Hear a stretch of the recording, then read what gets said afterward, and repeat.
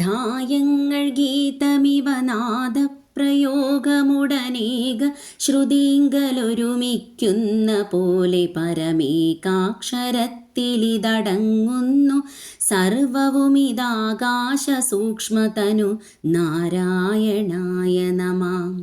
ഢായങ്ങൾ എന്നത് സംഗീതശാസ്ത്രത്തിലെ ഗമകജാതികളാകുന്നു. ഗീതം എന്നത് രാഗമാകുന്നു. നാദപ്രയോഗം എന്നത് സ്വരമണ്ഡല ചേർച്ചയാകുന്നു.